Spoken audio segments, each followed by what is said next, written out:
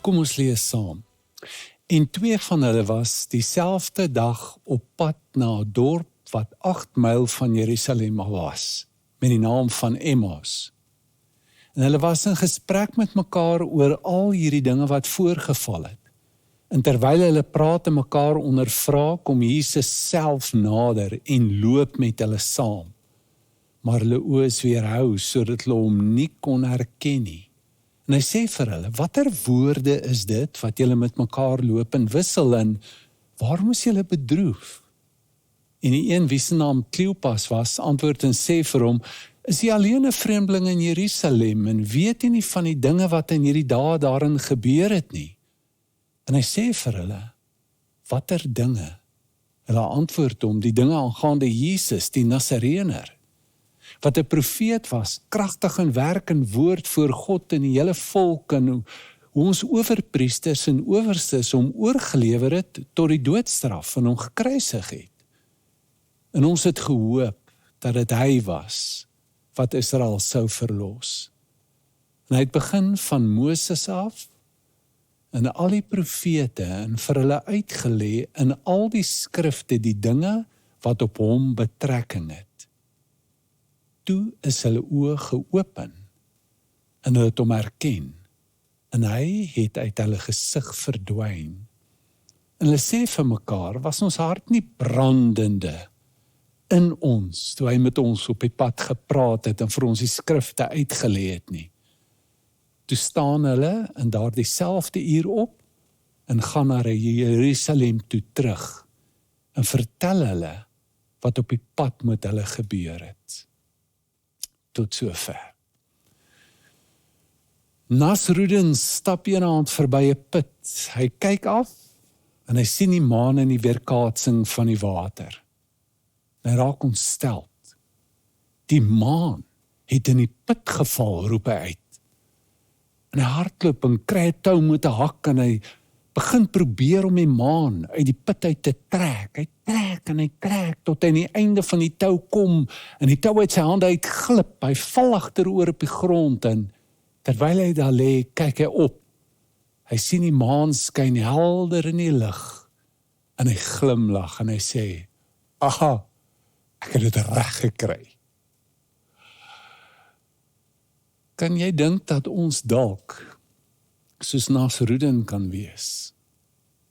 Dat ons dalk net met 'n weerkaatsing van die werklikheid, die realiteit sit, en dat ons dit interpreteer as die werklikheid self, en dat ons interpretasie nie noodwendig ooreenstem met die werklikheid nie. Al dis die verhaal van die Emmausgangers, is dit nie? Maar hulle het groot verlies gelei, groot pyn gelei, hulle toekoms is donker, hulle het geen hoop nie. Maar hulle is besig om te kyk na 'n weerkaatsing, na iets wat nie regtig meer so is nie, nie die werklikheid nie. Hulle kyk na 'n weerkaatsing na wat gebeur het. Dit is hulle idee. Dis nie die werklikheid self nie. Die werklikheid is baie groter, is baie meer. Jesus is by hulle, maar hulle kan dit nie sien nie. En dit was vir hulle 'n pad wat hulle moes stap, 'n proses waardeur hulle moes gaan om by die plekke kom waar hulle insig kry en hulle hoop kry vir die toekoms. So hulle het 'n lewe van hoop ontvang deur 2 groot bewegings. In die eerste plek, ontwaking. Hulle oë was weerhou sodat hulle hom nie kon herken nie. Ek weet nie hoekom nie, maar ek het altyd gedink en gewonder, hoekom het die Here hulle oë toegemaak as ek hierdie skrif gelees het, dat hulle nie kon sien nie. Die afgelope tyd dink ek, dit is nie die Here wat hulle oë toegemaak het nie. Hulle oë het toegegaan as gevolg van wat hulle gedoen het. En is iets wat dikwels met ons almal gebeur as ons in trauma kom, in trauma beleef, is dat ons word ingekeer op onsself. Ons fokus op onsself. Dis asof ons die hele wêreld uitsny en alles wat aangaan en net ons eie belewenis van ons verlies het voor ons die heeltyd. Ons is vasgevang met die goed wat met ons gebeur het in die verlede. Dit wat ons verloor het, wat mense aan ons gedoen het. En dit wat ons baie graag wil hê. En ons kyk na die toekoms toe en ons het nie baie hoop nie. En ons lewe met hierdie gefokuste bewussyn, maar wat verskraal is. Ons het nie 'n wakker, oop bewussyn nie. En ons kan leer dat ons na ons eie gedagtes kan kyk. En dit waarna ons kyk nie noodwendig die werklikheid is nie. Dit is om soos foto's te kyk. Weet, 'n foto is nie die werklikheid nie, dis net 'n herinnering. En as ons terugdink, dis net ons interpretasie van dit wat met ons gebeur het. Ons kyk na die weerkaatsing. Ons kan weet dat dit is my gedagtes, dit is nie die werklikheid nie. Dit gaan verbygaan. En ek is nie my gedagtes nie. Want so maklik kan ons identifiseer met dit. Ons is verknog aan dit. Ek meen, ons raak so verbind aan dit, dat ons dikwels nie aan enigiets anders kan dink nie. Ons is vasgevang daardeur. So dit is die eerste groot beweging, net om wakker te word uit die slaap uit. Dat ek baie meer is as my gedagtes. Die tweede groot beweging is die van ontmoeting. Jesus kom self nader en hy loop saam met hulle. Ek het 'n wonderlike boekie gelees. He finds us. Weet ons sê baie keer ons het die Here gevind, maar dit is eintlik hy het ons gevind en hy was nog altyd daar. Maar ons raak bewus van hom. Ons ontwaak. En daar is hierdie periode net na die opstanding van die Here Jesus, waar hy vir 40 dae lank aan sy disippels en sy volgelinge verskyn het. En ek het al gewonder, uit 'n opvoedkundige, sielkundige perspektief, asof hy nie dalk met hulle 'n universele speletjie gespeel het, wat alle ouers reg oor die wêreld met alle kinders speel nie. Nou sien jy my, nou sien jy my nie. Peekaboo. Was hy? Tazzy. En die interessantheid is, dat 'n groot opvoedkundige, sielkundige Piaget meen, dat die rede hoekom ons dit intuïtief doen met kinders, is om daardie tweede persoon konstantheid te vestig. Dit is dat die kind die bewussyn moet ontwikkel, dat al kan jy my nie sien nie, en al hou ek jou nie vas nie, beteken dit nie dat ek nie meer daar is nie. Ek is daar. Want kyk, die disippels word nou voorberei, al sy volgelinge, dat daar kom 'n groot verandering. Hy gaan terug na die Vader toe, hy gaan nie meer fisies daar by hulle wees nie. So daar's nou so 'n vergeesteliking, 'n verinnerliking wat nou plaasvind, van hulle omgang en hulle verhouding met Jesus. En daarom hierdie verskynings, dat hy berei hulle voor, dis 'n oorgangsperiode. Dit gaan nou anders wees. En kyk wat doen hy met hulle. Hy nooi hulle uit, 2 groot goed. Hy vra hulle, vertel my daarvan. Die groot terapeut. Hy sien hulle is bedroef. Hy hoor hulle is besig om te praat. Hy weet presies dit gaan oor hom. Hy sê nie, ek weet nie waaroor dit gaan nie, want dan sal hy jok. Maar hy nooi hulle uit om hulle storie te vertel, hulle harte oop te maak. En hulle gee vir hom alles wat in hulle binneste aan die gang is. Het en 'n mens sal wonder, maar dis mos nie nodig nie. Hy weet dit. Maar daar gebeur iets groot. Dink 'n bietjie wat gebeur in 'n verhouding. As jy met 'n groot pyn in jou binneste loop, en jy het niemand om dit eintlik mee te deel nie, en jy sê dit vir niemand nie, en uiteindelik kry jy daai spasie, jy kry daai plek, waar jy dit kan vertel vir iemand wat na jou luister, wat omgee, wat kundig is, wat verstaan, en iets gebeur met jou. Dit is soos met 'n kind, dat wanneer die kind dit doen, dan, jy weet presies wat die kind beleef, maar die kind vertrou jou, die kind gee vir jou toegang in sy hart, dat jy kan inkom, en dat jy daar kan wees, en die effek is groot, en hy luister na dit, maar dan gaan hy oor tot dialoog, hy vertel ook, hy praat ook met hulle, en hy sê vir hulle, en hy gebruik die skrif, en dit is hoe dit nou gaan wees, in hierdie nuwe verhouding met hom. Hy gaan primêr deur die skrif, wat hy lewendig maak, en wat hy oopmaak, deur die werk van die Gees, met hulle werk. Hy kon die skrif gelos en vir hulle gesê het, ek sê vir julle, maar hy gebruik die Bybel. En daar gebeur twee groot goed met hulle. Hulle verstand word geopen, sodat hulle kan verstaan.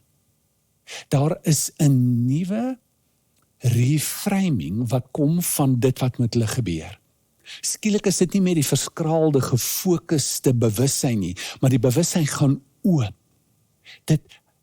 Dit sluit God in, en dit sluit 'n groter wêreld in wat hulle besig is om hulle self in te bevind. Hulle het hulle storie vertel, maar nou word die storie aan hulle duidelik gemaak. En hulle vind hulle storie binne die groot meta-narratief storie waarin hulle loop. En daar is eintlik geen ander manier om hoop te kry as om 'n groter storie te kry as wat jy jouself vertel. En as wat jy daarna kyk nie. En die bewussyn net daarvan. Dis klein, dis beperk, dis net ek. En dit gaan nie net om my nie. God is in my situasie. 'n Groter prentjie omvou in hulle harte begin te brand. Dis nie net iets wat met die kop gebeur nie, dis wat met die hart gebeur, en eintlik het die kop nou in die hart ingegaan. En 'n hart wat brand is, die Hebreërskrywer sê Hebreërs 4 vers 12, dat die woord van God is kragtig, en die woord vir kragtig in Grieks is energie, energeia. Die energie word losgemaak. Daar's 'n brand in my binneste. 'n grotere, 'n gevoelendheid, 'n aanvoeling, 'n intuïsie, iets wat verby die kop is besig nou met hulle te gebeur. En jy kan dit nie self skep nie. Geen perfekte tegniek van meditasie, kontemplasie, gebed, of wat mee jy ook al besig is, kan dit tot stand bring nie. Dis 'n gawe van God. Hy gee dit vir jou. Jy kan nie die maan uit die put uittrek nie. Maar jy kan na die hemel kyk en die maan sien. Dit is direkte ervaring. Dis iets anderster as om iets te weet van iets.